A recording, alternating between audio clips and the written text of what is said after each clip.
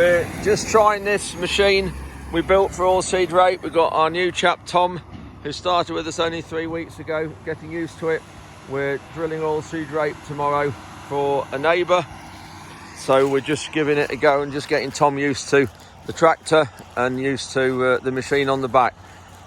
We're actually going to be trying this also for putting cover crops in behind the leg and seeing if that works okay. The leg spacing is 45 centimetres apart, and this soil is probably 45% clay, so quite a nice field.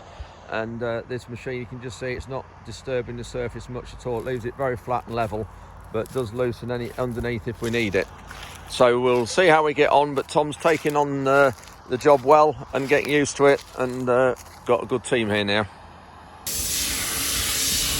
Early morning maintenance with the tractors on the trailers, blowing the filters and the radiators.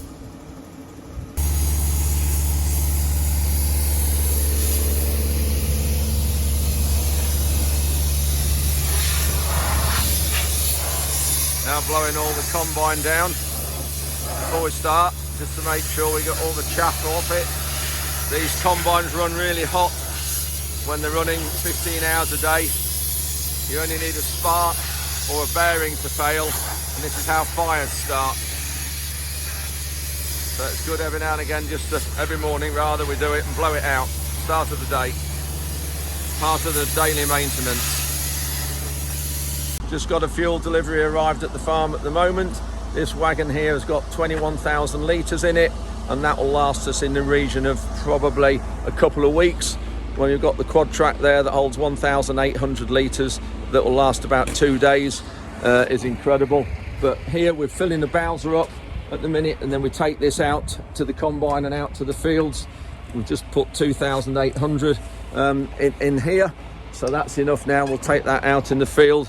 But here this lorry has got five different compartments, and you can see these are all the metering gauges here that work it. And you can actually have here, we've got gas oil in here, you can see there, that is red diesel, but you can have different products in here in this one lorry for different farms and different locations.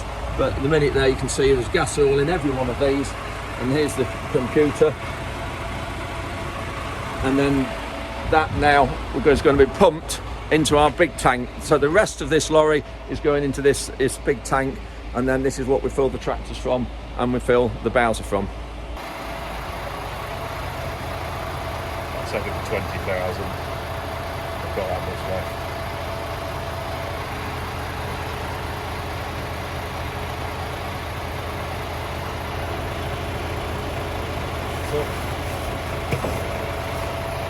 Go. That's it, we'll start.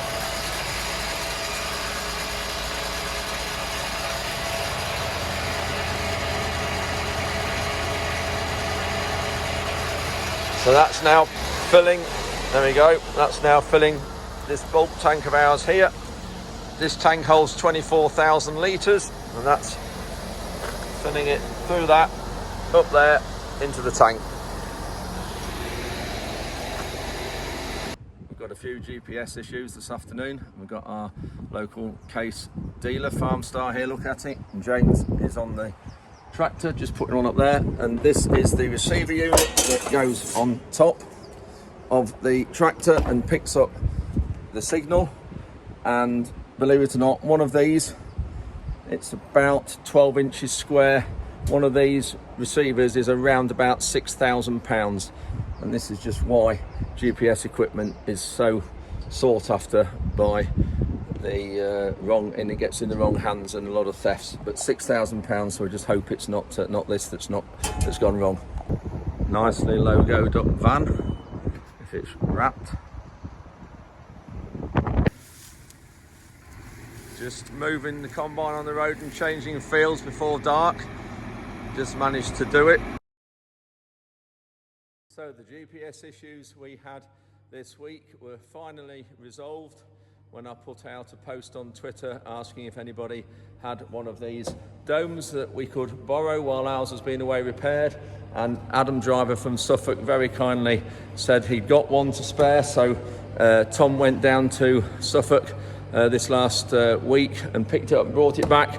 We had to put the RTK unlock code into it so it accessed our base station, which is about 3 or 4 miles up that way.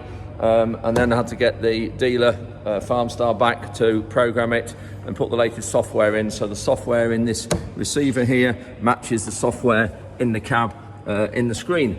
So luckily now we've got sorted, and we'll be out with this tractor next week in the fields.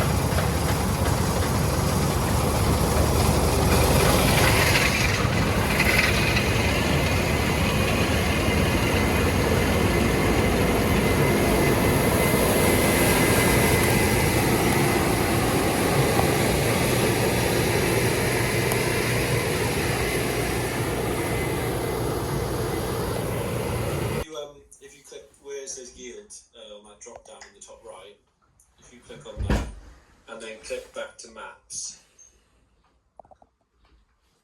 and then go to in season and then field health. Just interested to see whether there's any there was any difference in you can't really see any difference, can you? Yes, go back to somewhere like April. It was dry, wasn't it? It looks great. We have rain forecast tomorrow for Saturday, so we're going as late as we can tonight. It's still quite dry and mild, so that's good for us at the moment. You can just see we're emptying into the trailer.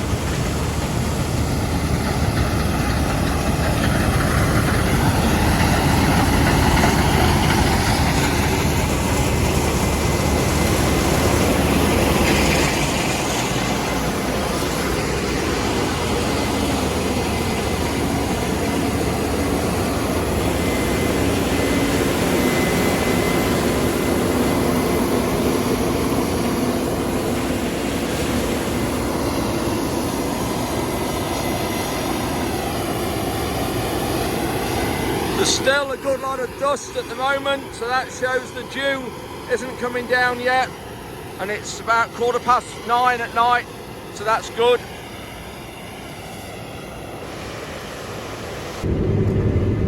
We're in a field of feed wheat, Shabras variety. You see the combine there going up the field. The different colours represent the different yields. Top left there shows the varying yield actually at this exact point. Not too bad for the year, but disappointing compared to where we have been other years. That is tonnes per hectare.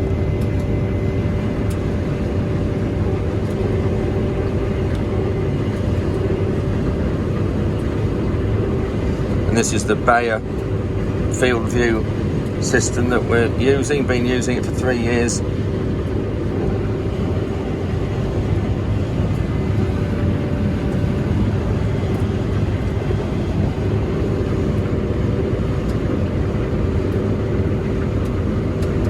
All sorts of information on the perimeter of the screen.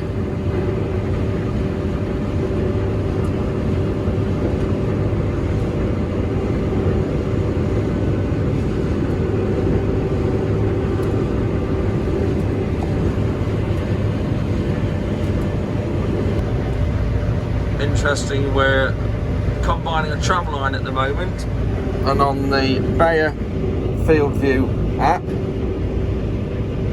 you can just see the breeder on is red, which, looking at the key down there, is lower yielding. So we just shows how much difference it makes when you have the sprayer running through it. So you want wider tram lines and a wider sprayer.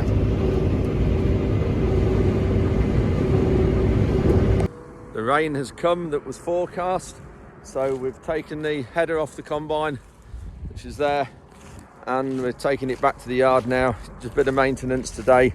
We're going to give the windows a bit of a wash and put it in the shed, and that'll be the combining done now till Monday, because we've got rain forecast this afternoon, heavy, and trouble is we've got brightness over there, which is a shame because we've got rain this morning we've just had, and now of course we can't combine because it's too wet. You can see the straw here. You can see it's white underneath, so the rain hasn't gone in very much, but it is, straw's very wet. We've left a little bit here. This is our trial plots that we've got for Agri, the company that we do a lot of development work with, a lot of trials work with, and have open days and stuff like that. And there's a lot of different varieties in here. So they're coming in with a little plot combine, and they'll harvest this over the next few days after the weekend when it dries up. But you can see they started to go down. We've got different areas in here that's been treated with everything, fungicides, growth regulators, and trace elements and everything. And then we've got untreated areas in here to see which varieties respond differently to different situations. So it's always interesting when we get these results. And in fact, the weather's just starting to come on again now, but you can see through there how it's all cloudy and raining. So yeah, that's it. So a bit of an early finish today, which will be good. So just across the farm track from the trial plots here where we were combining last night, we've got some spring beans, and this is the first time we've grown these for probably 15 years or more. So nearly forgotten how to grow them, but there's a bit of rubbish in the bottom of them, and they're a bit thinner than what I'd have liked. I've just rubbed some pods out, and here we've got some of the beans there.